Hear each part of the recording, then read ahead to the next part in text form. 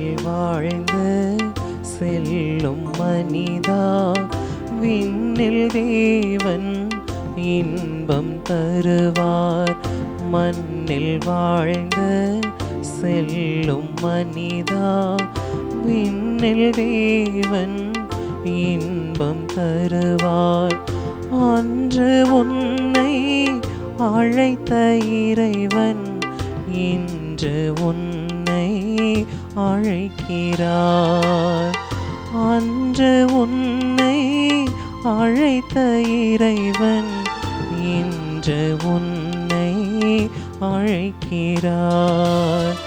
மண்ணில் வாழ்ந்து செல்லும் மனிதா, விண்ணில் தேவன் இன்பம் தருவார்.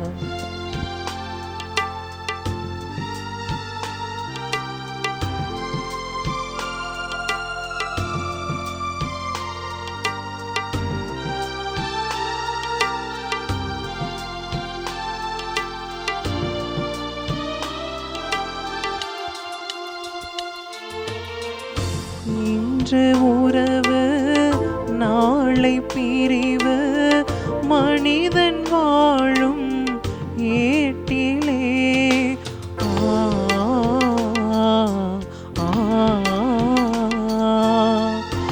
இன்று உறவு நாளை பிரிவு, மனிதன் வாழும் ஏட்டிலே. என்றும் அழியா உறவு ஒன்று இறைவன் வாழும் வீட்டிலே. மண்ணில் வாழ்ந்து செல்லும் மனிதா, விண்ணில் தேவன் இன்பம் தருவார். மண்ணில் வாழ்ந்து செல்லும் மனிதா, விண்ணில் தேவன் இன்பம் தருவார்.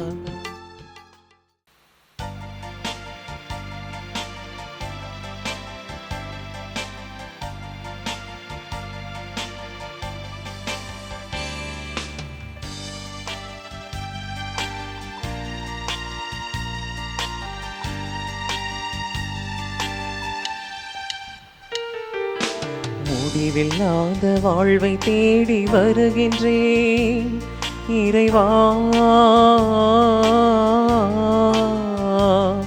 உன் முன்னிலையில் மண்டியிட்டு கிடக்கிறேன் ஏசையா. முடிவில்லாத வாழ்வை தேடி வருகிறேன். நானே உயிர் தரும் மூச்சு என்ற வார்த்தையின் பொருள் என்னவோ? நானே உயிர் தரும் மூச்சு என்ற வார்த்தையின் பொருள் என்னவோ? ஊற்றை பருகும் எனக்கென்றும் பசியில்லையோ, இறப்பில்லையோ, தாகமில்லையோ. முடிவில்லாத வாழ்வை தேடி வருகிறேன் இறைவா, உன் முன்னிலையில் மண்டியிட்டு கிடக்கிறேன் ஏசையா. முடிவில்லாத வாழ்வை தேடி வருகிறேன். தந்தை மகன் தூய் ஆவியாரின் பெயராலே ஆமென். நம் ஆண்டவராகிய இயேசு கிறிஸ்துவின் அருளும் கடவுளின் அன்பும் தூய் ஆவியாரின் நட்புறவும் உங்கள் அனைவரோடும் இருப்பதாக. ஆன்மாவோடும் இருப்பதாக. அன்புமிக்க சகோதர சகோதரிகளே, இன்றைய நாள் ஒரு முக்கியமான நாள். நவம்பர் 2 இறந்த நம்பிக்கையாளர் அனைவருடைய தினத்தை நாம் கொண்டாடுகிறோம். இதை நாம் கல்லறை திருநாளாக கொண்டாடி மகிழ்ந்து கொண்டிருக்கிறோம்.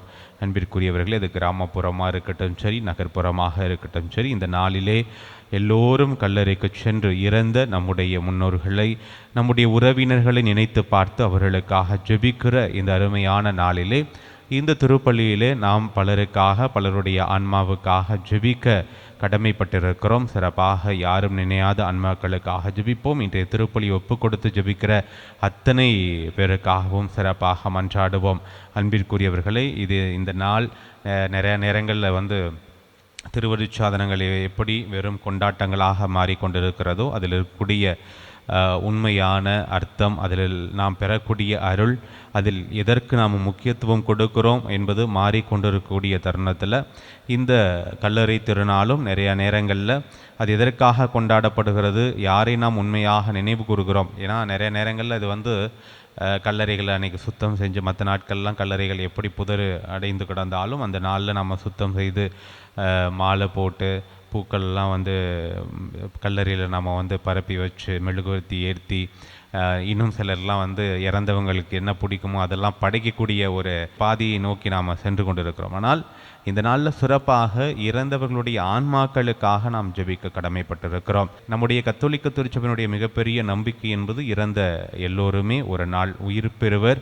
அதில் நாம் இந்த மண்ணுலகில் வாழக்கூடிய அந்த தருணத்தில் நாம் செய்த குற்றம் குறைகளுக்காக நாம் ஆண்டவரிடம் செல்லக்கூடிய அந்த நிலையை தடைப்பட்டு நாம் உத்தரிக்க ஸ்தலத்தில் இருக்கக்கூடிய அந்த ஆன்மாக்கள் தூய்மை பெற்று அவர்கள் மீண்டும் கடவுளிடம் செல்ல வேண்டும் என்கிற அந்த மிகப்பெரிய நம்பிக்கைக்காக நம்முடைய உறவினர்களுக்காக நாம் ஜெபிக்க கடமைப்பட்டிருக்கிறோம். ஆகவே இந்த நாளில் மிக முக்கியமாக இறந்தவர்களுக்காக ஜெபிப்போம், இறந்த ஆன்மாக்களுக்காக ஜெபிப்போம். அது மட்டும் கிடையாது, இந்த நாள் நமக்கு கொடுக்குற மிகப்பெரிய பாடம் என்ன அப்படின்னு சொன்னால், நிறையா நேரங்களில் நாம் இறந்த பிறகு ஒரு சிலருக்காக அந்த இறந்த தினத்தில் அவர்களுக்காக நாம் ஒரு 10 பேருக்கு சாப்பாடு போடுவோம், அவங்கள நினச்சி அந்த கல்லறைகளை நாம் லட்சக்கணக்கில் செலவு பண்ணி பெருசாக கட்டுவோம். ஆனால் அந்த இறந்தவர்கள் உயிரோடு இருக்கும் பொழுது நாம் எந்த அளவுக்கு அவர்கள் மீது பாசம் கொண்டோம், அன்பு கொண்டோம், அவர்களுக்கு மதிப்பு கொடுத்தோம் அப்படிங்கிறது மிகப்பெரிய கேள்விக்குறியாக இருக்கிறது. ஆகவே உயிரோடு இருக்கும்போதே அவர்களை அன்பு செய்ய கற்றுக்கொள்ளுங்கள். இறந்த பிறகு நீங்கள் அவங்க பேரில் செய்யக்கூடிய எத்தனையோ விஷயங்கள் இருக்கட்டும் ஒரு புறம், ஆனால் இருக்கும் பொழுதே அவர்கள் வயது முதிர்ந்த அந்த காலத்தில் அவர்களை பிள்ளைகளாக பாவித்து அவர்களுக்கு தேவையானவற்றை செய்து அந்த உண்மையான அன்பையும் பாசத்தையும் கொடுக்கக்கூடிய அந்த உறவை வலுப்படுத்தக்கூடிய மனிதர்களாக நாம் இருக்க வேண்டும் என்பதை இந்த நாள் நமக்கு நினைவுபடுத்துகிறது. ஏனென்றால் நாம் எல்லோருமே ஒரு நாள் இறக்கத்தான் போகிறோம், அந்த நிலையை அடையத்தான் போகிறோம். அதனால் நமக்கும் அந்த நிலை வரலாம். அதனால் உயிரோடு இருக்கும் பொழுதே, இந்த மண்ணுலகில் இருக்கும் பொழுதே அடுத்தவர்களை அன்பு செய்ய வேண்டும் அப்படிங்கிற அந்த மனநிலையை நாம் வளர்த்து கொண்டு சிறப்பாக இந்த திருப்பலியில் நம்முடைய உற்சாக உறவுகளுடைய ஆன்மாக்களுக்காக நாம் உருக்கமாக ஜெபிப்போம். அன்புமிக்க சகோதர சகோதரிகளே, தூய மறை நிகழ்வுகளை கொண்டாட நாம் தகுதி பெறும் பொருட்டு நம் பாவங்களை ஏற்றுக்கொள்வோம். எல்லாம் வல்ல இறைவனிடமும் சகோதர சகோதரிகளே உங்களிடமும் நான் பாவி என ஏற்றுக்கொள்கின்றேன். ஏனெனில் என் சிந்தனையாலும் சொல்லாலும் செயலாலும் கடமையில் தவறியதாலும் பாவங்கள் பல செய்தேன். என் பாவமே என் பாவமே என் பெரும் பாவமே. ஆகையால் எப்போதும் கன்னியான புனித மரியாவையும் வானதூதர் புனிதர் அனைவரையும் சகோதர சகோதரிகளை உங்களையும் நம் இறைவனாகிய ஆண்டவரிடம் எனக்காக வேண்டிக் கொள்ள மன்றாடுகின்றேன். எல்லாம் வல்ல இறைவன் நம்மீது இரக்கம் வைத்து நம் பாவங்களை மன்னித்து நம்மை நிலை வாழ்வுக்கு அழைத்துச் செல்வாராக. ஆமீன்.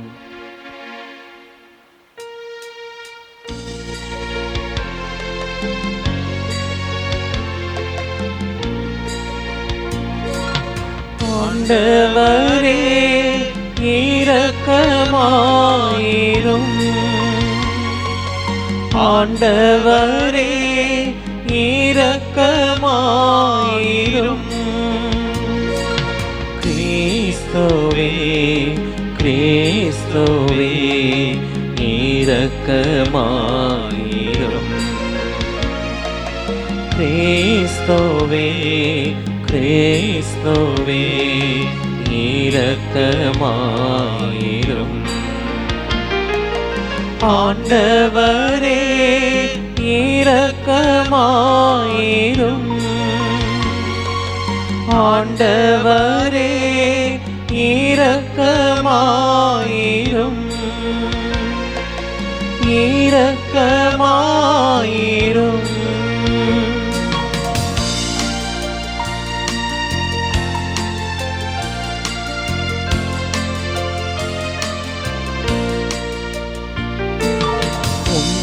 உன்னதங்களிலே கடவுளுக்கு மாட்சி உண்டாகுக. உலகினிலே நல்மனத்தோர்க்கு அமைதியாகுக. உம்மை புகழ்கின்றோம், உம்மை வாழ்த்துகின்றோம், உம்மை ஆராதிக்கின்றோம், உம்மை மாட்சிப்படுத்துகின்றோம். உமது மேலான மாட்சியின் பொருட்டு உமக்கு நன்றி கூறுகின்றோம். ஆண்டவராகிய இறைவா, வானுலக அரசரே, எல்லாம் வல்ல தந்தையாகிய இறைவா, ஒரே மகனாய் உதித்த ஆண்டவரே, இயேசு கிறிஸ்துவே, ஆண்டவராகிய இறைவா, இறைவனின் செம்மறியே, தந்தையின் திருமகனே, உலகின் பாவங்களை போக்குபவரே,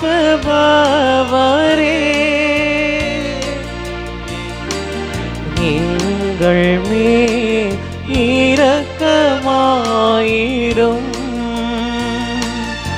உலகின் பாவங்களை போக்குபவரே, உங்கள் மன்றாட்டை ஏற்றருளும். தந்தையின் வலப்பக்கம் வீற்றிருப்பவரே, எங்கள் மேல் இரக்கமாயிரும். ஏனெனில் இயேசு கிறிஸ்துவே, நீர் ஒருவரே தூயவர், நீர் ஒருவரே ஆண்டவர், நீர் ஒருவரே உன்னத தூய ஆவியாரோடு தந்தையாகிய இறைவனின் மாட்சியில் இருப்பவர் நீரே.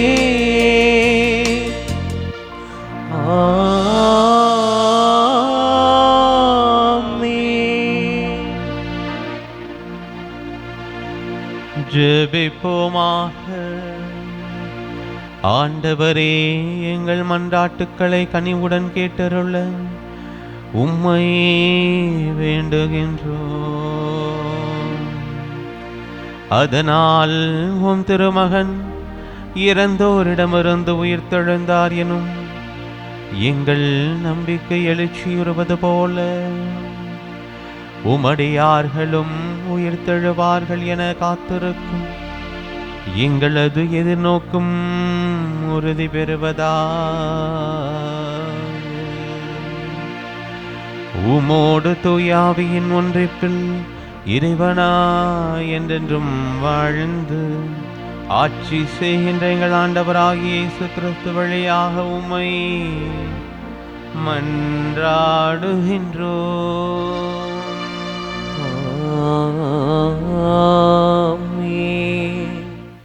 எரிபலி போல் அவர்களை ஏற்றுக்கொண்டார். சாலமோனின் ஞான நூலிலிருந்து முதல் வாசகம். அதிகாரம் 3, இறை வார்த்தைகள் 1 தொடங்கி 9 முடிய.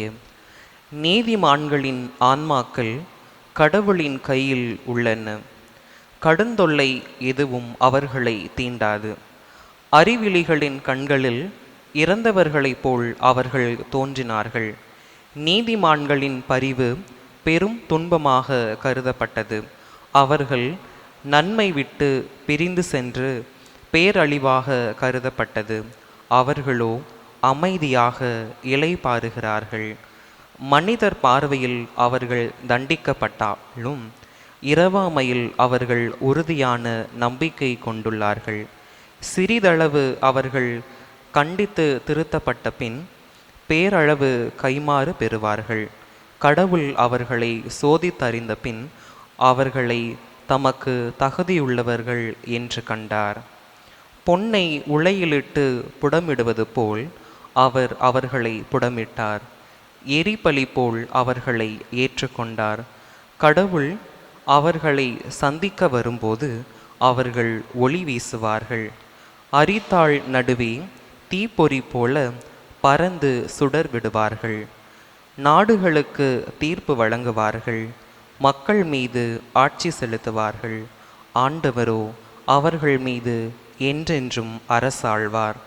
அவரை நம்புவோர் உண்மையை அறிந்து கொள்வர். அன்பில் நம்பிக்கை கொள்வோர் அவரோடு நிலைத்திருப்பார். அருளும் இரக்கமும் அவர் தேர்ந்து கொண்டோர் மீது இருக்கும். ஆண்டவர் வழங்கும் அருள்வாக்கு. இறைவனுக்கு நன்றி. பதிலுரை பாடல். திருப்பாடல் 27 பல்லவி. ஆண்டவரே என் ஒளி, அவரே என் மீட்பு.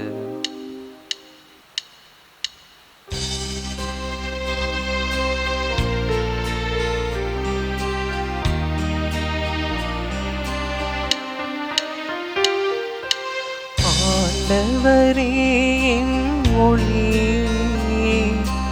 அவரே என் மீட்பு. ஆண்டவரே என் ஒளி, அவரே என் மீட்பு. அவரே என் மீட்பு.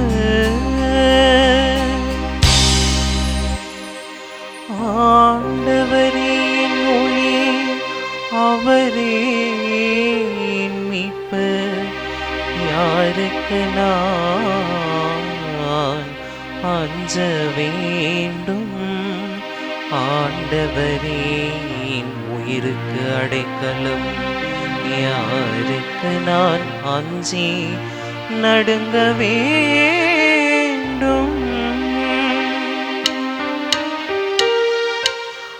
ஆண்டவரே என் ஒளி, அவரே என் மீட்பு. ஆண்டவரே என் ஒளி, அவரே என் மீட்பு. அவரே என் மீட்பு. நான் ஆண்டவரிடம் ஒரு விண்ணப்பம் செய்தேன், அதையே நான் நாடி தேடுவேன். ஆண்டவரின் இல்லத்தில் என் வாழ்நாள் எல்லாம் நான் குடியிருக்க வேண்டும். ஆண்டவரின் அழகை நான் காண வேண்டும். அவரது கோயிலில் அவரது திருவுளத்தை கண்டறிய வேண்டும். ஆண்டவரே என் ஒளி, அவரே என் மீட்பு. ஆண்டவரே என் ஒளி, அவரே என் மீட்பு. அவரே என் மீட்பு.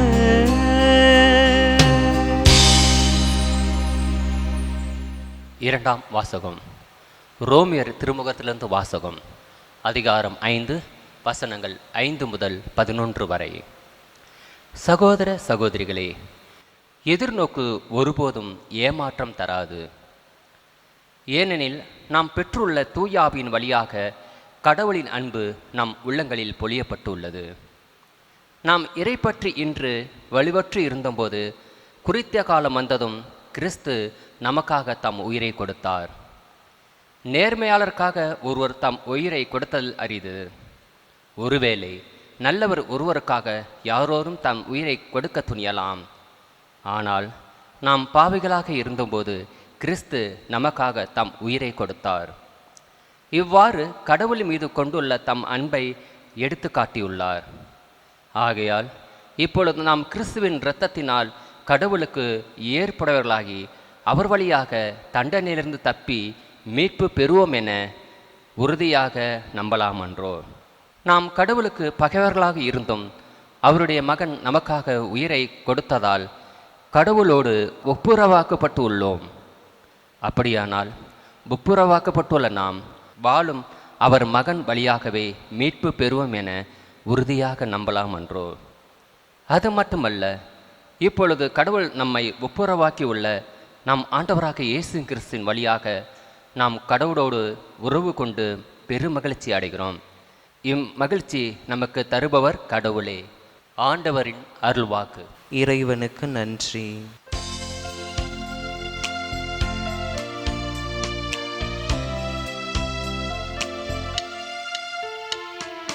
அல்லேலூயா அல்லேலூயா அல்லேலூயா அல்லேலூயா அல்லேலூயா அல்லேலூயா அல்லேலூயா அல்லேலூயா.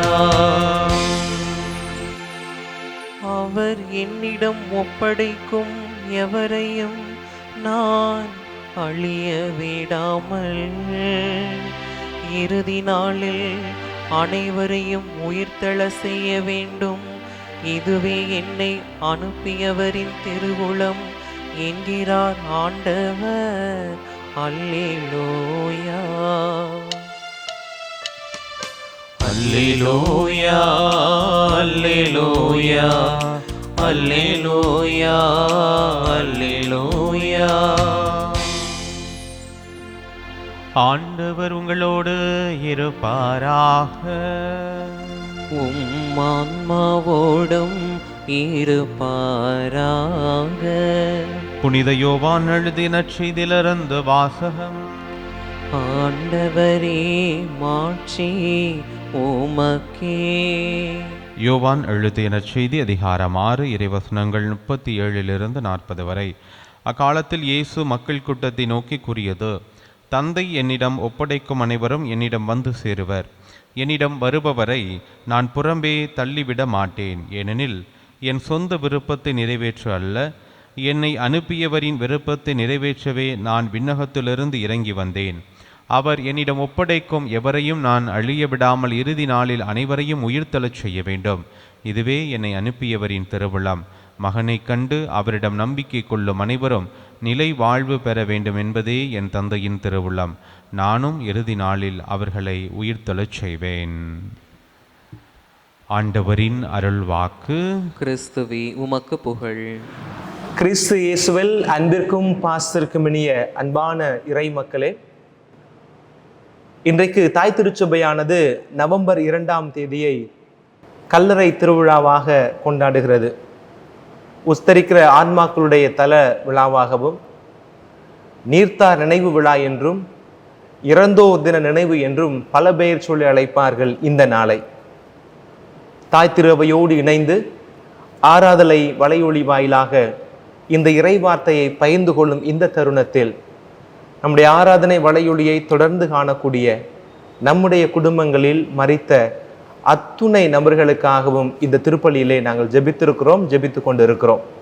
குறிப்பாக திருப்பலி கருத்துக்களை கொடுத்து தந்தையவர்களிடமும் எங்களிடமும் ஜெபிக்கும்படி கேட்டுக்கொண்ட அத்துணை ஆன்மாக்களும் இறைவனில் நித்திய இளைப்பாற்றியை சமாதானத்தை காண வேண்டும் என்று ஜெபிக்கிறோம், உங்களோடு நாங்களும் சேர்ந்து இந்த நாளிலே.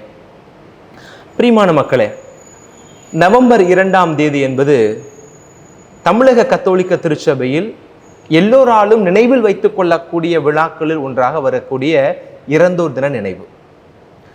மற்ற விழாக்கள் எல்லாம் நமக்கு பெரிதாக நினைவில் இருக்காது. எதை தவிர கிறிஸ்மஸை தவிர நமக்கு எதுவுமே பெருசாக நினைவில் இருக்காது. டிசம்பர் 25ஆம் தேதி வந்தால் கிறிஸ்மஸ் வரும் அப்படின்றது தெரியும்.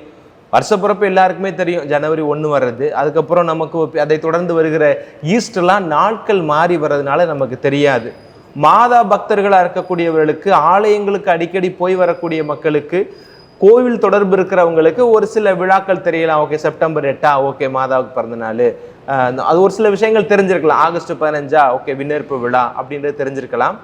ஆனால் ஒரு சாமானிய கிறிஸ்தவனுக்கும் நினைவில் இருக்கக்கூடிய இரண்டாவது பெரிய நாள் அப்படின்னு சொன்னோம்னா அது இன்றைக்கு நாம் கொண்டாடுகிற நீர்த்தார் நினைவு நாளாகத்தான் இருக்கும். டிசம்பர் 25, அதுக்கப்புறம் நவம்பர் 2 எல்லாருக்குமே தெரியும். அதனால தான் ஞாயிற்றுக்கிழமை வந்தாலும் கூட, ஞாயிற்றுக்கிழமை கடன் திரு நாட்களாக இருந்தாலும் கூட நாம் இந்த கல்லறை திருவிழாவை கொண்டாடுகிறோம். ஏனென்றால் இது மக்களுடைய உணர்வோடு தொடர்புடையது. ஒரு இமோஷனல் கனெக்டிவிட்டி எப்போவுமே இந்த நீர்த்தார் நினைவு விழாவை கொண்டாடுகிற பொழுது நமக்கு வருவது இயல்பு. இன்னைக்கு பார்த்தீங்கன்னா மக்கள் எல்லாம் கல்லறைகளுக்கு போவாங்க.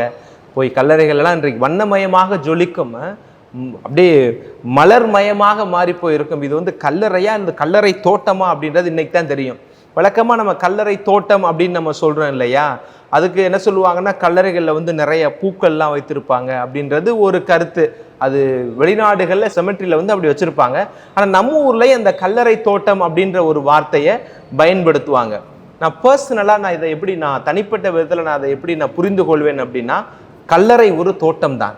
ஏன், எப்படி தோட்டத்தில் பல மலர்கள் இருக்குமோ, எப்படி தோட்டத்தில் பல வண்ண நிறங்களிலே, பல நிறங்களில் மட்டுமல்லாமல் மனங்களில், அதனுடைய வடிவமைப்பில், சைஸில் எப்படி நம்ம நிறைய மலர்கள் வந்து ஒரு தோட்டத்தில் இருக்குமோ, அதுபோலத்தான் கல்லறைக்கு நம்ம போனீங்கன்னா பலதரப்பட்ட மக்கள் அந்த இடத்துல இருப்பாங்க.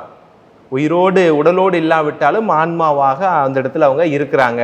அவர்கள் பலரும் போய் சங்கமிக்கிற ஒரு இடமாக இருக்கிறதுனால தான் அதை கல்லறை தோட்டம் அப்படின்னு சொல்றாங்க. உடனே நம்ம கல்லறை தோட்டம்னா கல்லறை தோட்டம்ன்றாக பூவை காணா அப்படி நம்ம கேட்க முடியாது. பூவை காணா செடியை காணா நம்ம கேட்கக்கூடாது. நம்ம இந்த ஒரு அர்த்தத்தில் தான் புரிந்து கொள்ள வேண்டும்.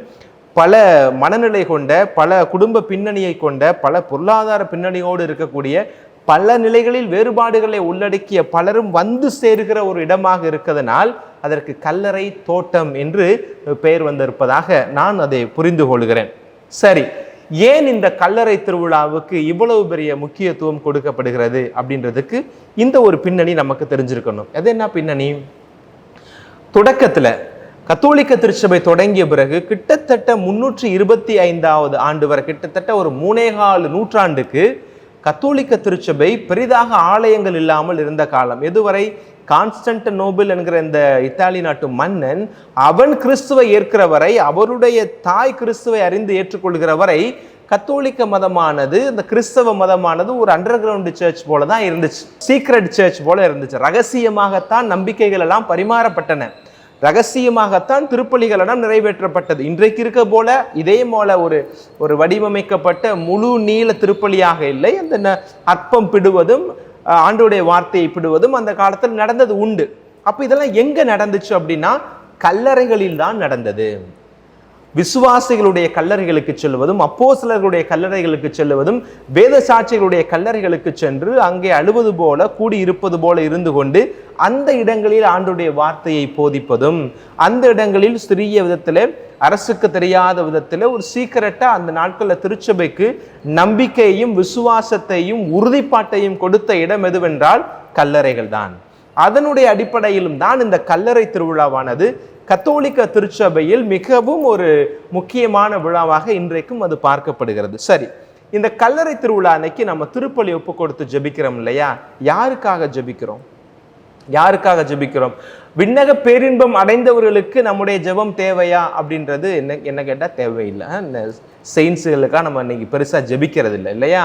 அப்போ இந்த ஜெபம் யாருக்கு தேவைப்படுகிறதுனா உத்தரிக்கிற தளத்தில் இருப்பவர்களுக்கு தான் இந்த ஜெபமானது தேவையாக இருக்கிறது.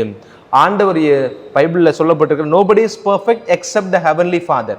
அப்போ எல்லாருமே சாகிற பொழுது ஏதோ ஒரு குறைபாடோடு தான் நம்ம என்ன செய்கிறோம்? இறப்பை தழுவிக்கொள்கிறோம். அப்போ அந்த நிலையில உத்தரிக்க தலத்திற்கு போகிற ஆன்மாக்களை அடுத்த நிலைக்கு, அதற்கு முந்தைய நிலைக்கு, அது உச்ச நிலைக்கு, அந்த இறுதி நிலைக்கு கொண்டு போய் சேர்க்கணும் அப்படின்னா அங்கு ஜெபம் தேவையான ஒன்றாக இருக்கிறது. அதற்கான பின்னணிகளை நான் பின்னாடி சொல்றேன். எந்த விவிலிய பின்னணியில நாம இந்த உத்தரிக்கிற தர விழாவை கொண்டாடுகிறோம், ஆன்மாக்களுக்கு ஜெபிக்கிறோம் என்பது நமக்கு தெரிய வரும். ஓகே, இப்ப நம்ம முதல்ல பார்க்க வேண்டியதுன்னா இந்த இறப்புக்கு அப்புறம் ஒரு வாழ்க்கை உண்டு அப்படின்னு நம்பினால் மட்டும்தான் இந்த நவம்பர் 2 நமக்கு அர்த்தம் தரும். இறப்புக்கு அப்புறம் ஒரு வாழ்க்கை இருக்கிறது என்பதை இயேசுடைய வார்த்தைகள் நமக்கு பல இடங்களில் நமக்கு சொல்லிக்கொண்டே இருக்கிறது. அதுல எந்த ஒரு மாற்று கருத்தும் இல்லை. இந்த உலக வாழ்வைக்கு அப்புறம் மறு உலக வாழ்வு உண்டு. அந்த மறு உலக வாழ்வானது 3 நிலைகளில் இருக்கிறது. விண்ணகம், உத்தரிக்கிற தளம், அதோடு சேர்த்து நரகம் என்ற நிலையில் இருக்கிறது இல்லையா? அப்போ இது இருக்குது அப்படின்றதுக்கு பைபிளில் நமக்கு பல உதாரணங்கள் இருந்தாலும் ஒரே ஒரு உதாரணத்தை நான் உங்களுக்கு சொல்ல போறேன். இந்த உலக வாழ்வுக்கு அப்புறம் மறு உலக வாழ்க்கை இருக்குது அப்படின்றதுக்கு இயேசுடைய உயிர்ப்பு அது ஒரு முக்கியமான காரணம். அதோடு இயேசுடைய வாய்மொழி ஒன்று பார்த்தோம்னா, மானிட மகனுக்கு எதிராக ஒரு வார்த்தை சொல்லிவிட்டவரும் மன்னிக்கப்படுவார். அப்போ இப்போ நீ இயேசுக்கு எதிராக நம்ம ஒரு வார்த்தை சொல்றோம்னா மன்னிக்கப்படுவார். அதுக்கப்புறம் சொல்றாரு பாருங்க, தூய ஆவிக்கு எதிராக பேசுவோர் இம்மையிலும் இப்ப நான் வாழ்ந்து கொண்டு இருக்கிற இந்த வாழ்க்கை, மறுமையிலும் அப்படின்னா இந்த வாழ்க்கைக்கு அப்புறம் இன்னொரு வாழ்க்கை இருக்கிறது, அதான் இம்மையிலும் மறுமையிலும் மன்னிக்கப்பெற மாட்டார் அப்படின்னு இயேசு ஆண்டவரே சொல்லியிருக்கிறார். அவர் வாழ்ந்த காலத்தில் அவர் இறந்து உயிர்த்து விண்ணகம் அடைவதற்கு முன்பாக அவர் வாழ்ந்த காலத்திலேயே சொன்ன வார்த்தை, தூய ஆவியாருக்கு எதிராக நீ பேசுகிறாயா, இன்மையிலும் மறுமையிலும் உனக்கு மன்னிப்பு கிடையாது அப்படின்றது போல சொல்லியிருக்கிறார். ஓகே, அப்ப இது நமக்கு மிகப்பெரிய ஒரு அத்தாட்சி. மறு உலக வாழ்வு என்பது உண்டு. அது எப்பேற்பட்ட வாழ்க்கை அப்படின்றத 3 நிலைகள்ல நான் சொல்லியிருக்கேன். அதை நாம தான் இவ்வுலக வாழ்க்கையை வைத்துத்தான் அதை தீர்மானிக்க போகிறோம். அடுத்தாப்புல ஒரு உதாரணம் சொல்ல போனா, மக்கபேயர் 2வது புத்தகம் 12வது அதிகாரத்தில் இருக்கிற 45வது வசனம் நமக்கு ஒரு நல்ல ஒரு உதாரணமாய் அமையும். இறை பற்றோடு இறந்தோர் சிறந்த கைமாறு பெறுவர். அப்ப அந்த கைமாறு எங்க கிடைக்கும்? இறந்தாச்சு. அப்ப இறந்ததுக்கு அப்புறம் நமக்கு எப்படி கைமாறு கிடைக்கும்? அப்போ அந்த இடத்துல நமக்கு என்ன புரிதல் வருகிறது? இறந்ததுக்கு அப்புறம் எனக்கு ஒரு கைமாறு கிடைக்கும்னா அதை வாங்குறதுக்கு நான் திருப்பி இருக்கணும். நான் வாங்குறதுக்கு திருப்பி இருக்கணும்னா நான் மீண்டுமாக நான் வரணும். அதான் மறு உலக வாழ்வு மறுமையாக வருகிறது. இறைப்பற்றோடு இறந்தோர் சிறந்த கைமாறு பெறுவர் என்று அவர்கள் எதிர்பார்த்திருப்பதனால் அது இறைப்பற்றை உணர்த்தும் தூய எண்ணமாகவும். அப்போ இந்த உலக வாழ்வுக்கு அப்புறம் மறு உலக வாழ்வு இருக்குது அப்படின்றது சாத்தான் நமக்கு கொடுத்த ஒரு சிந்தனை அல்ல. இது தூய ஆவியினால் கொடுக்கப்பட்டிருக்கிற ஒரு தூய்மையான எண்ணம்.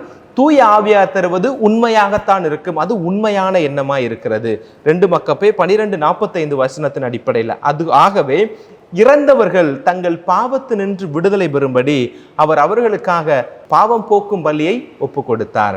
அப்ப இதனுடைய பின்னணியில தான் நாம திருப்பலியை ஒப்பு கொடுக்கிறோம். இது போக ஒரு சில பேர் சேரிட்டி எல்லாம் செய்வாங்க, நல்லதுதான்.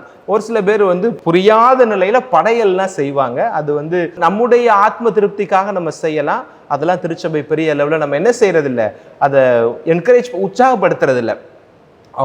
இறந்து போன ஒருவருக்கு இது பிடிக்கும், நீங்க எதை நினைக்கிறீங்களோ அதை வாங்கி ஒரு ஏழைக்கோ ஒரு எளியவருக்கோ கொடுத்தீங்கன்னா அது புண்ணிய கணக்கில் போய் யாருக்கு சேரும்? நீங்கள் யாருடைய பெயரில் கொடுக்கிறீர்களோ அவர்களுடைய புண்ணிய கணக்கில் அது சேரும். அப்போ இந்த 2 மக்கபேயர் 12:45 வசனம் தான் நாம திருப்பலி ஒப்பு கொடுப்பதில் ஒரு பொருள் இருக்கிறது என்பதை நமக்கு சொல்லுகிறது. இன்னைக்கு பார்த்தீங்களா, நான் தொடக்கத்தில் சொன்னது போல ஒரு சில பேர் தீபன் ஃபாதரை நேரடியாக தொடர்பு கொண்டு நீங்கள் திருப்பலி கருத்து கொடுத்துருக்கிறீங்க, ஜெபிக்க சொல்லி கேட்டிருக்கிறீங்க அப்படின்னா நம்புறோம்.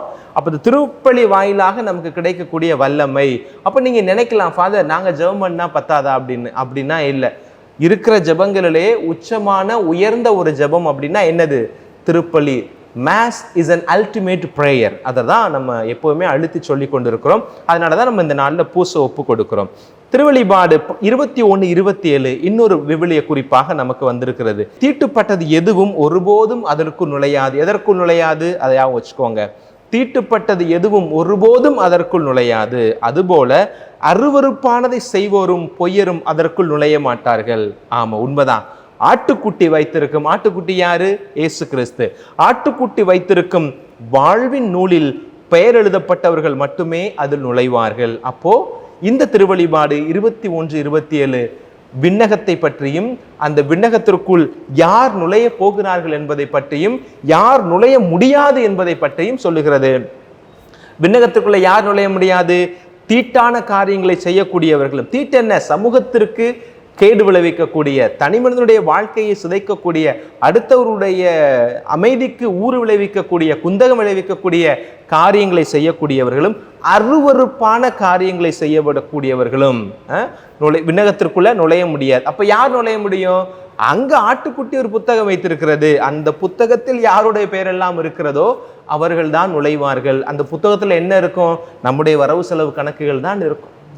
நம்முடைய இந்த உலக வாழ்க்கையில நாம செய்த நன்மை தீமை அத்துணையும் அந்த இடத்துல தெளிவாக படம் பிடித்து காட்டப்பட்டிருக்கிறோம். அதை பார்த்து நமக்கான இடத்தை ஆண்டவர் ஏற்பாடு செய்வார் அப்படின்றத இந்த விவிலிய பகுதியானது நமக்கு சொல்லுகிறது. அப்போ கடவுளுடைய அந்த அவர் வைத்திருக்கிற ஆட்டுக்குட்டியுடைய புத்தகத்தில் இடம்பெற்றிருக்கிறவர்கள் உத்தரிக்கிற ஸ்தலத்தில் இருக்கிறார்கள் என்று சொன்னால், அந்த இடத்திலிருந்து இயேசுடைய அந்த ஆட்டுக்குட்டியினுடைய புத்தகத்திற்கு அவர்களை உந்தி தள்ளக்கூடிய வல்லமை இந்த நாளில் நீங்கள் ஆன்மாக்களுக்காக ஜெபிக்கிறதில் அவர்களுக்கு பலன் கிடைக்க போகிறது. இந்த நாளில் நீங்கள் ஆன்மாக்களை குறித்து நீங்கள் செய்யக்கூடிய நல்ல காரியங்கள், தான தர்ம காரியங்கள் எல்லாம் விண்ணகத்தில் இருக்கிற ஆண்டவருடைய கரங்களில் இருக்கிற அந்த புத்தகத்தில் அவர்கள் பெயர் இடம்பெறுவதற்கான ஒரு வாய்ப்பை ஏற்படுத்தி கொடுக்கும் என்கிற நிலையில்தான் நவம்பர் 2ஆம் தேதி திருப்பலிகளை ஒப்பு கொடுத்தும் கல்லறைகளுக்கு சென்று அந்த ஆன்மாக்களோடு நமக்கிடம் இருக்கிற அந்த ஜெப உணர்வை நாம் வளர்த்து கொள்கிறோம். மூன்றாவது இன்னொரு விவிலிய குறிப்பு சொல்ல விரும்புகிறேன். 2 தீமோத்தேயு 1:18 வசனம். அது என்ன சொல்லுகிறது? தனக்கு உதவி செய்த ஒனேசிஃபோரை குறித்து இறுதி நாளில் ஆண்டவரிடம் இரக்கத்தை கண்டுகொள்ள அவருக்கு ஆண்டவர் அருள்வாராக அப்படின்னு பவுலடியார் தனக்கு உதவி செய்த அந்த ஒனேசிஃபருக்கு ஆண்டவரோட இறுதி நாளில் அவருக்கு ஒரு ஆசீர்வாதத்தை தரணும், இரக்கத்தை கொடுக்கணும் அப்படின்னு நம்ம வேண்டுவோம். அப்படின்றதுல இருந்தும் மறு உலக வாழ்வுக்கான ஒரு நிச்சயத்தை பவுலடியாரும் நமக்கு தந்திருக்கிறார் அப்படின்றத நம்ம புரிந்து கொள்கிறோம். இன்னும் ஒரு இறைவார்த்தை சொல்லணும்னா, சீராக்கின் ஞான நூல் 7வது அதிகாரத்துல 33வது வசனத்தை பாருங்களேன். உயிர் வாழ்வோர் அனைவருக்கும் கனிவு கொடு, உயிர் நீத்தோருக்கும் அன்பு காட்ட மறவாதே. என்ன அருமையான ஒரு வார்த்தை பாருங்க. உயிரோடு இருக்கக்கூடியவர்களுக்கு நாம அன்பை, கருணையை, இரக்கத்தை நாம காட்டணும். அதே நேரத்துல உயிர் நீர்த்தவர்களுக்கு நம்ம என்ன செய்ய முடியும்? நாம அவர்களுக்கு நம்முடைய அன்பை காட்ட முடியும். அன்பு ஜெபத்தின் நீட்சியாக இருக்க வேண்டும். அந்த அன்பு ஜெபத்தில் நீட்சி பெற வேண்டும். அந்த அன்பு தான தர்ம காரியங்களில் நீட்சி பெற வேண்டும். அந்த அன்பு அவர்களோடு இருக்கிற உறவை வளர்த்து கொள்வதில் கல்லறைகளுக்கு சென்று அந்த நினைவுகளை மீண்டுமாக அசை போடுவதில் நிலைத்து நிற்க வேண்டும் என்று சீராக்கின் ஞான நூல் 7:33 நமக்கு சொல்லுகிறது. இறந்தோருக்கும் நாம் அன்பு காட்ட வேண்டும். அவங்க தான் இறந்து போயிட்டாங்களே, நான் போய் எங்கிட்ட அன்பு காட்டுறது? என்னுடைய அன்பை முத்தத்தின் மூலம் காட்டுவதா? என்னுடைய அன்பை பரிசளிப்பின் மூலம் காட்டுவதா? அப்படின்றதுனா இல்லை. இப்போ நாங்கள் இருக்கிற பிலிப்பைன்ஸில் சில நேரங்களில் எங்கள் மக்கள் வித்தியாசமான விசித்திரமான காரியங்கள்லாம் செய்வாங்க. நம்பிக்கையாளர்கள் தான். இந்த நாட்டை பொறுத்தளவில் இன்றைக்கே அவர்கள் அனைத்து புனிதர்கள் நாளே இவர்களுக்கு அனைத்து ஆன்மாக்களுடைய நாளாக கொண்டாடுவார்கள். நாளைக்கெல்லாம் பெரும்பாலும் யாரும் கல்லறைக்கு போக மாட்டாங்க. யாருக்கு இன்றைக்கு கல்லறைக்கு போக முடியலையோ அவங்க தான் நாளைக்கு கல்லறைக்கு போவாங்க. இன்றைக்கு கூட நான் திருப்பலியில் சனிக்கிழமை திருப்பலி நான் வைக்கிற பொழுது நான் சொன்ன வார்த்தை இதைத்தான் நான் சொன்னேன். என்ன சொன்னேன் அப்படின்னா, நீங்கள் உங்களோடு வாழ்ந்து இறந்த உங்களுடைய உறவுகளையே நீங்கள் புனிதர்களாக நினைக்கிறீர்களோ, அதனால்தான் நீங்கள் அனைத்து புனிதர்கள் நாளில் அனைத்து ஆன்மாக்களுடைய விழாவை கொண்டாடுகிறீர்களோ என்று கேட்டேன். அதற்கு ஒரு சில பேர் சொன்னாங்க, ஆமாம் ஃபாதர் அப்படி கூட இருக்கலாம், பட் நாங்கள் காலங்காலமாக நவம்பர் 1ஆம் தேதி தான் இந்த நாட்டில் பொறுத்தளவில் அனைத்து புனிதர்கள் விழான்னு சொல்லுவாங்க. ஆனால் அனைத்து ஆத்மாக்களுடைய நினைவாக இந்த நாளில் அவர்கள் அதை செய்வார்கள். 2வது, இது பெரிய கத்தோலிக்க நாடு. நம்ம நாட்டை போல ஒரு நாளில் போய் கல்லறைக்கு போயிட்டு வந்தோம்னா இங்கே கூட்டம் தாங்காது. அதனால 31ஆம் தேதி ஆரம்பிச்சிருவாங்க. 3 நாட்களும் கல்லறைக்கு இவர்கள் சென்று அவருடைய உறவுகளை சந்திப்பதும், அந்த ஆன்மாக்களுக்காக ஜெபிப்பதும், மலர் வளையம் வைப்பதும், அந்த தீபங்கள் விளக்குகள் எல்லாம் வச்சு மணிக்கணக்காக உட்கார்ந்திருந்து ஜெபமாலை ஜெபிப்பதும் அவருடைய ஒரு வழக்கமாக இந்த இடத்தில் இருக்கிறது. சரி, அப்போ எதற்காக நம்ம கல்லறைக்கு போகணும் அப்படின்ற ஒரு கேள்வி வருகிறது. இருந்தாங்க போயிட்டாங்க அப்படின்னு நம்ம நினைக்க கூடாது இல்லையா? எனக்கு பிடித்தமான ஒரு ஆங்கில சொல்லாடல், அதை நான் உங்களுக்கு பயன்படுத்த விரும்புகிறேன். இறந்தவர்கள் எல்லோருமே they gave their today for our tomorrow. ஆமாம், அவர்கள் எல்லோரும் தங்களுடைய நிகழ்காலத்தை நமக்காக கொடுத்து எதிர்காலத்தை நமக்கு பெற்றுத்தந்தவர்கள் அப்படின்றதுக்காண்டி நம்ம போகணும். அப்படி இல்லைன்னா கூட இறந்து கல்லறையில் இருக்கிறவர்கள் எல்லாருமே தங்களுடைய வாழ்க்கையை கொடுத்து நமக்கு இந்த வாழ்க்கையை கொடுத்தவர்கள். இன்றைக்கு எங்கள் அம்மாவை நான் நினச்சி பார்க்குறேன். என்னுடைய வட்டாரத்தில், என்னுடைய உறவு வட்டாரத்தில் என்னுடைய எந்த இறப்புமே என்னை பெருசாக பாதித்ததில்லை, எங்கள் அம்மாவை தவிர எங்கள் சித்தி ஒருத்த, அவ்வளோதான்.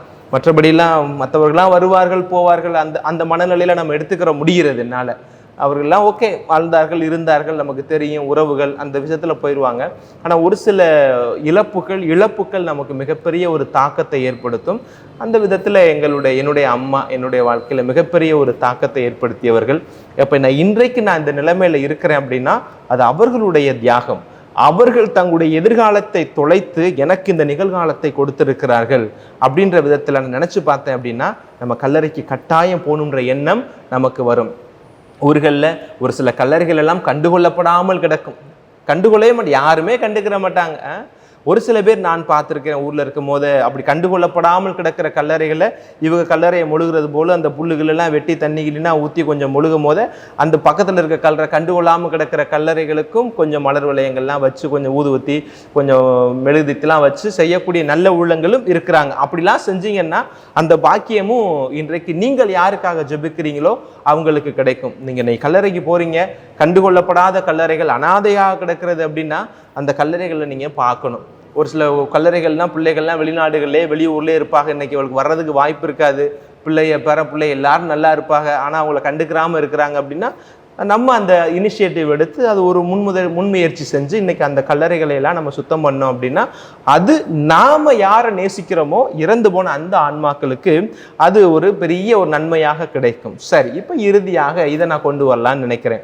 இறந்தவர்களுக்கு ஜெபிக்கிறதுனால யாருக்கு நன்மை அப்படின்னு கேட்டிங்கன்னா 2 பேருக்குமே நன்மை.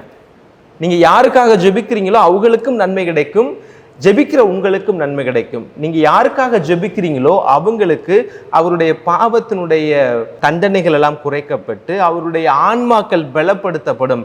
பலவீனமாக இறந்த அந்த ஆன்மாக்கள் பலப்பட்டு ஆண்டவருடைய விண்ணக அரியணைக்கு போகக்கூடிய இந்த பேரின்ப பாக்கியத்தை உங்களுடைய ஜெபத்தின் மூலமாக கொடுக்க முடியும். அப்ப இறந்தவர்களுக்காக நம்ம ஜெபிக்கிற பொழுது அவர்களுக்கு அப்பேற்பட்ட ஒரு பேறுபலன் கிடைக்கிறது.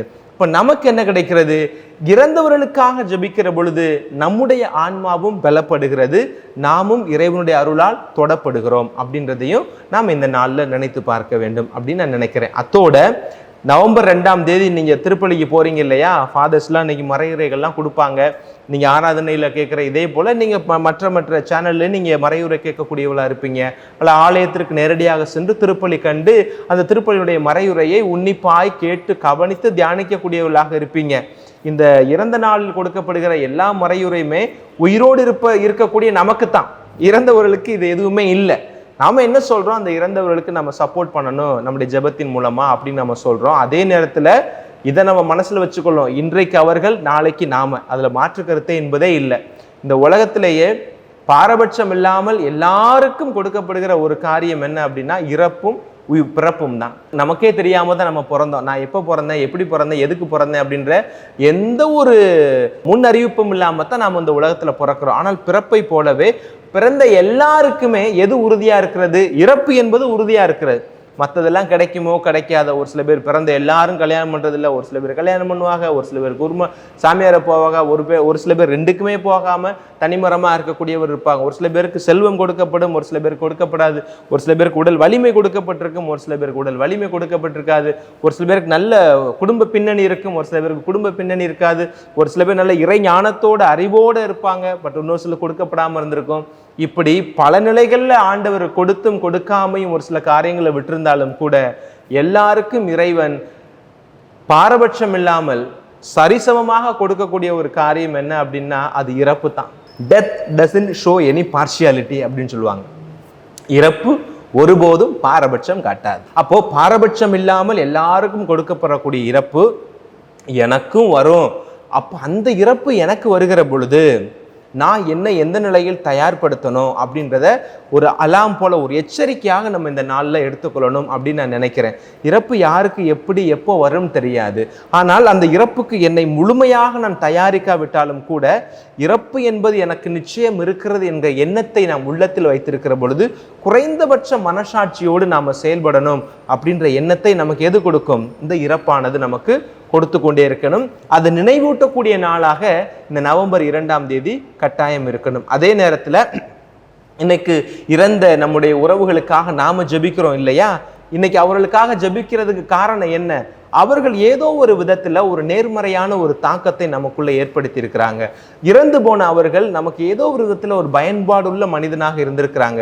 இறந்து போனவர்கள் ஏதோ ஒரு விதத்துல என்னுடைய வாழ்க்கையில ஒருபடி முன்னே போறதுக்கு என்னை பின்னின்று தூக்கி விட்டவர்களாக இருந்திருக்கிறாங்க. அதனாலதான் நம்ம கல்லறையில போய் இன்னைக்கு அவர்களுக்காக நான் ஜெபிக்கிறோம்.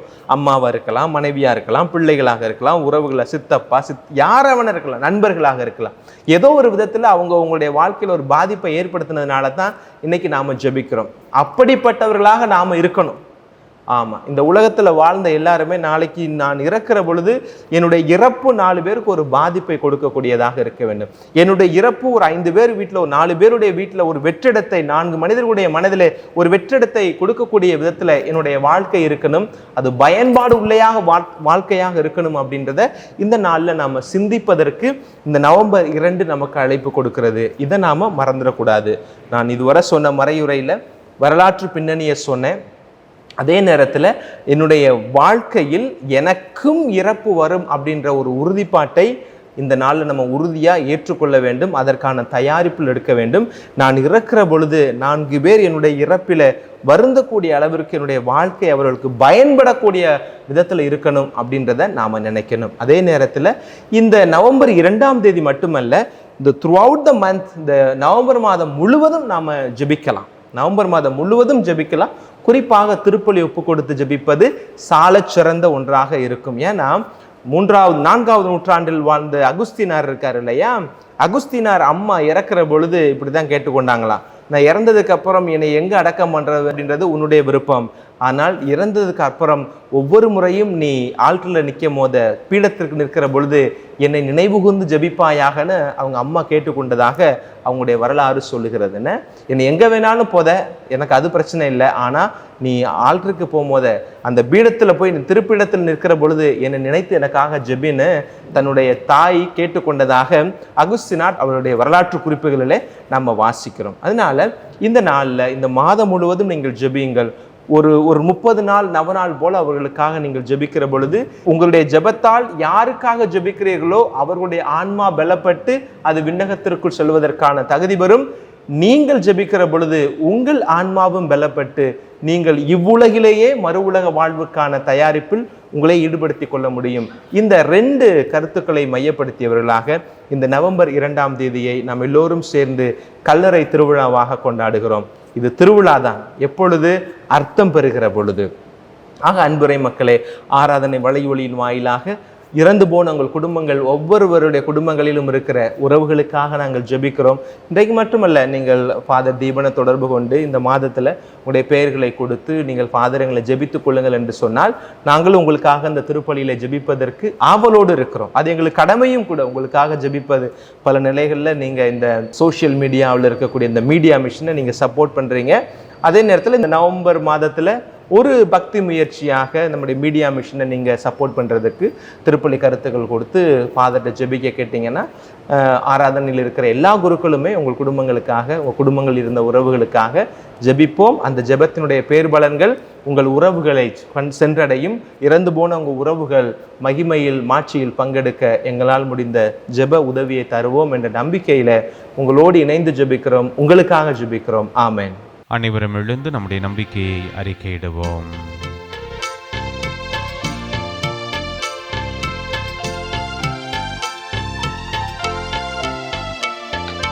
விண்ணையும் மண்ணையும் படைத்தவராம் கடவுள் ஒருவர் இருக்கின்றார்.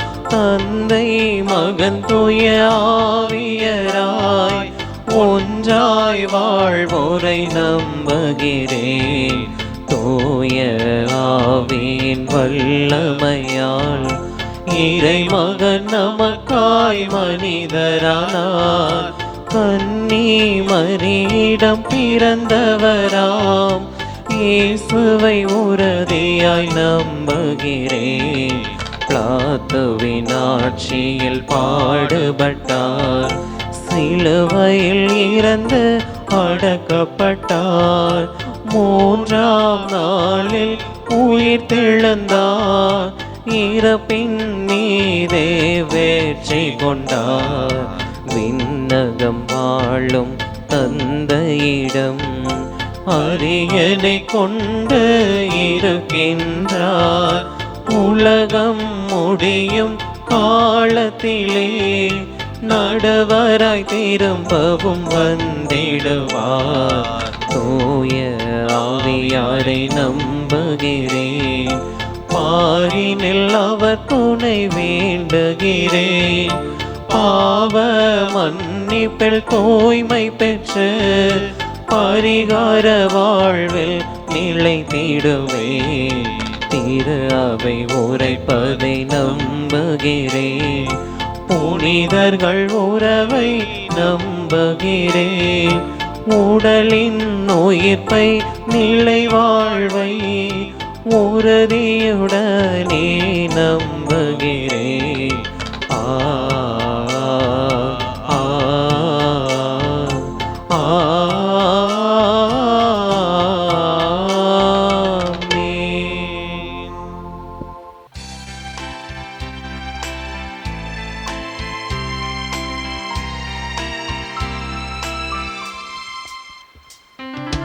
மேலொரு வாழ்வு உண்டு என்று எம்மேலும் துன்பத்தை மறக்கின்றோம்.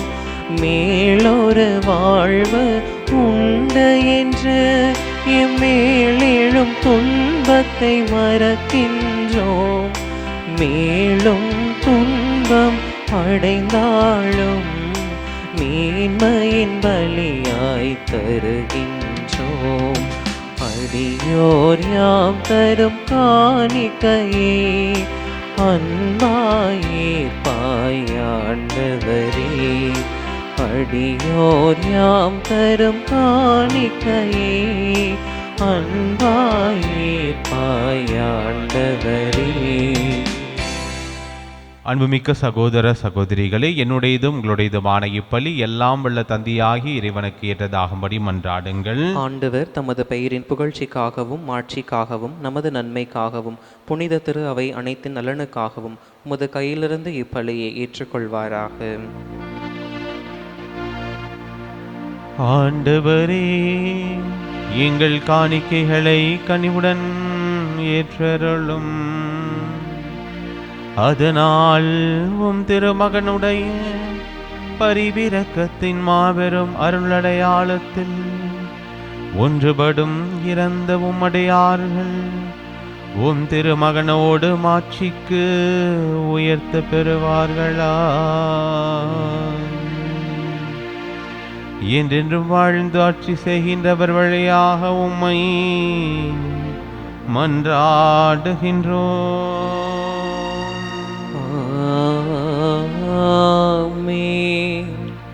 ஆண்டவர் உங்களோடு இருப்பாராக. உம் ஆன்மாவோடும் இருப்பாராக. இதயங்களை மேலே எழுப்புங்கள். ஆண்டவரிடம் எழுப்பியுள்ளோ. நம் இறைவனாகிய ஆண்டவருக்கு நன்றி கூறுவோம். அது தகுதியும் நீதியும் ஆனதே. ஆண்டவரே, தூயவரான தந்தை, என்றும் உள்ள எல்லாம் வல்ல இறைவா, எங்கள் ஆண்டவராகிய கிறிஸ்து வழியாக எந்நாளும் எவ்விடத்திலும் நாங்கள் உமக்கு நன்றி செலுத்துவது மெய்யாகவே தகுதியும் நீதியுமாகும். எங்கள் கடமையும் மீட்புக்குரிய செயலுமாகும்.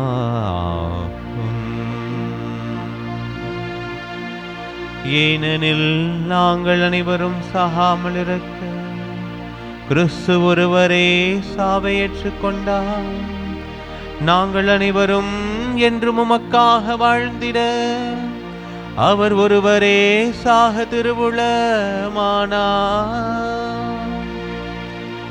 ஆகவே வானதுதர் திரளோடு ஒன்று சேர்ந்து நாங்களும் உம்மை புகழ்ந்தேத்தி மகிழ்ச்சியுடன் அறிக்கையிட்டு பாடுவதாவது: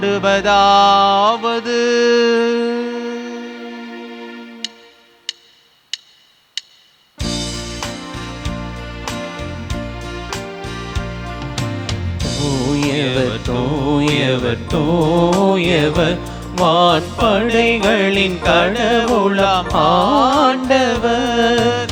விண்ணகமும் மன்னகமும் உமது மாட்சியால் நிறைந்துள்ளன. உன்னதங்களிலே ஓசானா, உன்னதங்களிலே ஓசானா.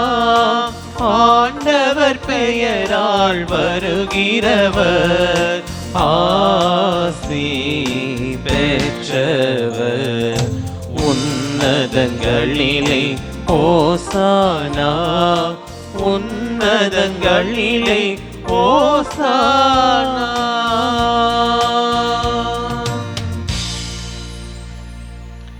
ஆண்டவரே, நீர்மையாகவே தூயவர், தூய்மையினத்திற்கு முற்று. ஆகவே உம்முடைய ஆவியை பொழிந்தே காணிக்கைகளை தூய்மைப்படுத்த வேண்டுகின்றோம். இவ்வாறு எங்கள் ஆண்டவர் இயேசு கிறிஸ்துவின் உடலும் இரத்தமுமாக எங்களுக்கு இவை மாறுவனவாக. அவர் பாடுபட உளம் கனிந்து தம்மை கையளித்த போது அப்பத்தை எடுத்து நன்றி செலுத்தி அதை பிட்டு தம் சீடர்களுக்கு அளித்தவர் கூறியதாவது: அனைவரும் இதிலிருந்து பெற்று உண்ணுங்கள், ஏனெனில் இது உங்களுக்காக கையளிக்கப்படும் என் உடல்.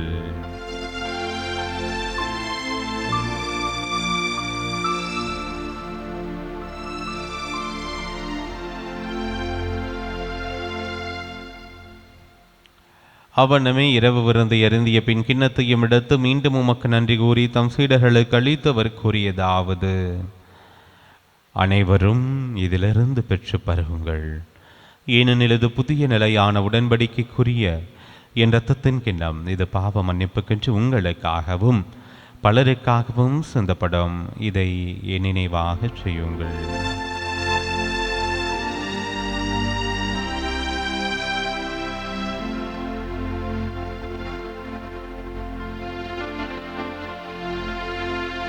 நம்பிக்கையின் மறை பொருள். ஆண்டவரே, நீர் வருமளவும் உமத இறப்பினை அறிக்கையிடுகின்றோம், உமது உயிர்ப்பினையும் எடுத்துரைக்கின்றோம். ஆகவே ஆண்டவரே, நாங்கள் கிறிஸ்துவின் இறப்பினையும் உயிர்ப்பினையும் நினைவு கூர்ந்து வாழ்வதரும் அப்பத்தையும் மீட்பளிக்கும் கிண்ணத்தையும் உமக்கு ஒப்புக் கொடுக்கின்றோம். உம் திருமணன்று உமக்கு ஊழியம் புரிய தகுந்தவர்கள் எங்களை ஏற்றுக்கொண்டீர். எனவே உமக்கு நன்றி செலுத்துகின்றோம். மேலும் கிறிஸ்துவின் உடலிலும் இரத்தத்திலும் பங்கு கொள்ளும் எங்களை தூய ஆவியார் ஒன்று சேர்க்க வேண்டுமென நம்மை தாழ்மையுடன் மன்றாடுகின்றோம். ஆண்டவரே, உலகெங்கு பரவியிருக்கும் அது திரு ஆவியை நினைவு கூர்ந்தருளும். எங்கள் திரு தந்தையிலேயோ எங்கள் ஆயர் ஆரோக்கியராஜ் எல்லா திருநிலையினர் ஆகிய அனைவரோடும் முது திரு அவை அன்பில் நிறைவு பெறச் செய்தருளும்.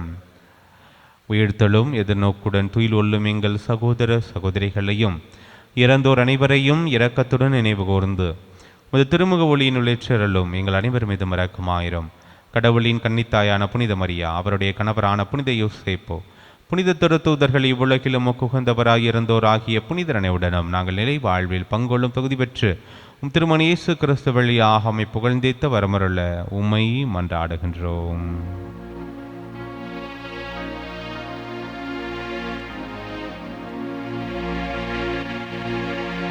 இவர் வழியாக இவரோடு இவரில் எல்லாம் வல்ல இறைவனாகிய தந்தையே,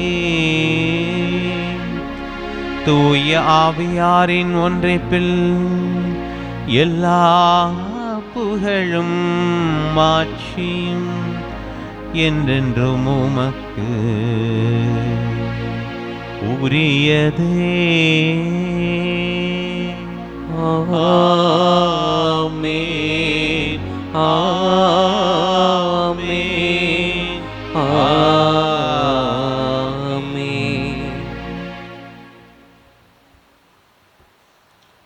மீட்பரின் கட்டளையால் கற்பிக்கப்பட்டு இறைப்படிப்பினையால் பயிற்சி பெற்ற நாம் துணிந்து சொல்வோம்: விண்ணுலகில் இருக்கின்ற எங்கள் தந்தையே, உமது பெயர் தூயது என போற்ற பெறுக.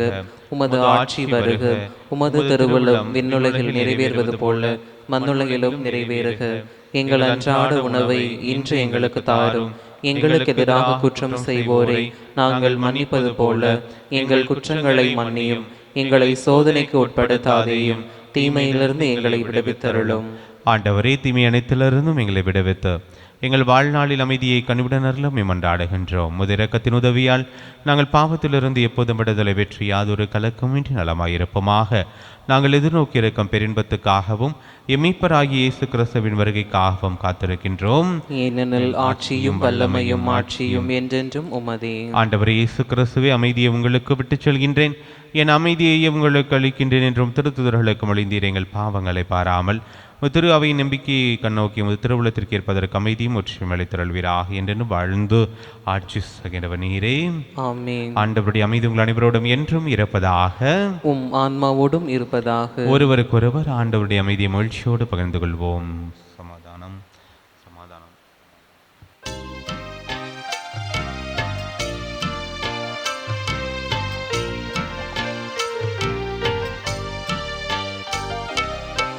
உலகின் பாவம் போக்கும் இறைவனின் செம்மறியே, எம்மேல் இரக்கம் வையும். உலகின் பாவம் போக்கும் இறைவனின் செம்மறியே,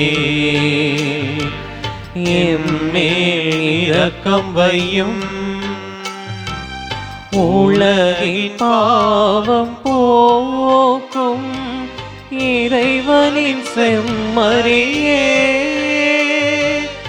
எமக்கு அமைதி அருளும், எமக்கு அமைதி அருளும். ஆண்டவர் இயேசு கிறிஸ்துவின் ஆட்களும் திருவள்ளும் திறத்துமே திருப்புக்கும் தன்னைக்குள்ளாக்காமல் பரிவர்க்கத்தின் மனது குண்டலுக்கும் பதாப்பு நலமொழிக்கும் மறுமனது ஆகும் இருப்பனவா. இதோ இறைவனின் செம்மறி, இவரை உலகின் பாவங்களை போக்குபவர். செம்மறியின் விருந்துக்கு அழைக்க பெற்றோர் பேறு பெற்றோர். ஆண்டவரே, நீர் நிலத்தில் எழுந்தருள நான் தகுதியற்றவன், ஆனால் ஒரு வார்த்தை மட்டும் சொல்லியருளும், எனது ஆன்மா நலமடையும். கிறிஸ்துவின் திருவுடலும் திறத்தினை காத்துமைத்து வாழ்வளிப்பதாக. ஆசை திருவிருந்துக்கான மன்றாட்டு. ஆண்டவரே, நீர் என் இல்லத்தில் எழுந்தருள நான் தகுதியற்றவள், ஆனால் ஒரு வார்த்தை மட்டும் சொல்லியருளும் என்று நூற்றுவர் தலைவன் ஜெபித்தது போல நாங்களும் இப்போது உம் திருப்பாதம் பணிந்து வேண்டுகிறோம். இனிய இயேசுவே, நாங்கள் தகுதியற்றவர்களாய் இருந்தாலும் எங்கள் தகுதியின்மையை பாராமல் நீர் எங்கள் உள்ளங்களில் எழுந்து வாரும். உம் அன்பிலும் அருளிலும் நாங்கள் நிலைத்திருக்க எம்முள் எழுந்து வாரும். நன்மை செய்வதில் ஆர்வமுள்ளவர்களாய் தீமைகள் அனைத்திலிருந்தும் விடுதலை பெற்றவர்களாய் வாழவும் எங்களை வழிநடத்த வாரும். எல்லா நலன்களாலும் வளங்களாலும் எங்களை நிரப்ப வாரும். ஆமேன். நன்றி கூறி மன்றாடுவோமாக. ஆண்டவரே, எங்களுக்கு அருள் புரிய உம்மை வேண்டுகின்றோம். அதனால் இறந்த உம்முடையார்கள் நாங்கள் கொண்டாடும் பாஸ்கா மறை நிகழ்வால் ஒளியும் அமைதியும் நிறைந்த விண்ணக வீட்டுக்கு வந்து சேர்வார்களாக. எங்கள் ஆண்டவராகிய இயேசு கிறிஸ்து வழியாக உம்மை மன்றாடுகின்றோம்.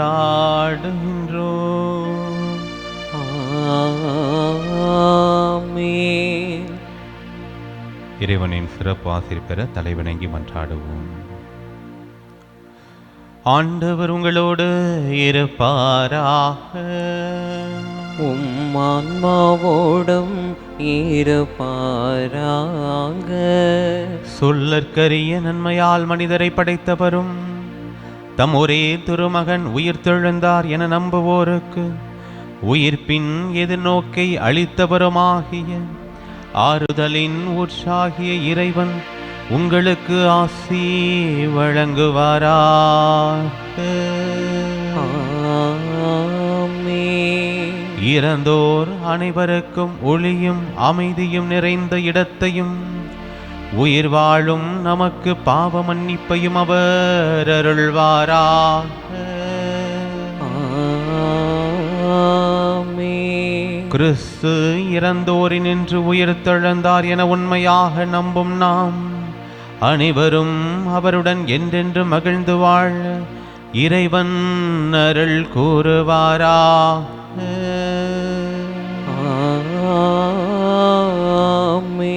எல்லாம் வல்ல இறைவன் தந்தை மகன் தூயாவி உங்கள் ஒவ்வொருவரையும் நிறைவாக ஆசீர்வதிப்பாராக. ஆமென். சென்று வாருங்கள், திருப்பலி நிறைவேறிற்று. இறைவனுக்கு நன்றி.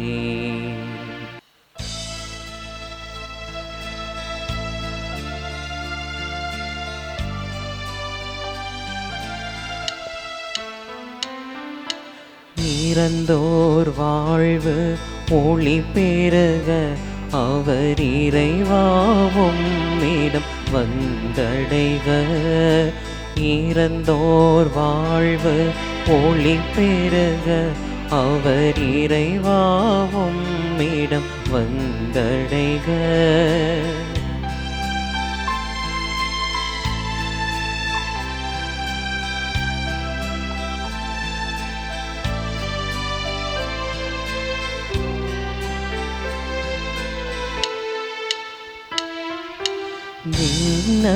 விண்ணகசியோன் நகரினிலே விண்ணகசியோன் நகரினிலே தினம் பன்னாள் உன் புகழ் அவர் இசைக்க. புனிதர் வான தூதருடன்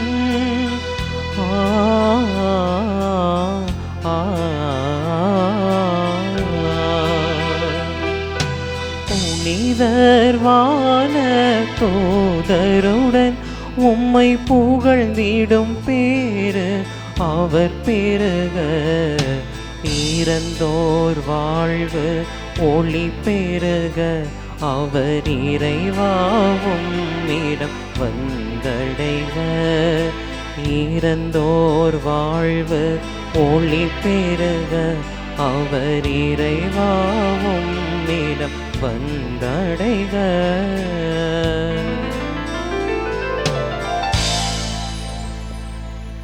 தந்தை மகன் தூய ஆவியின் பெயராலே ஆமென்.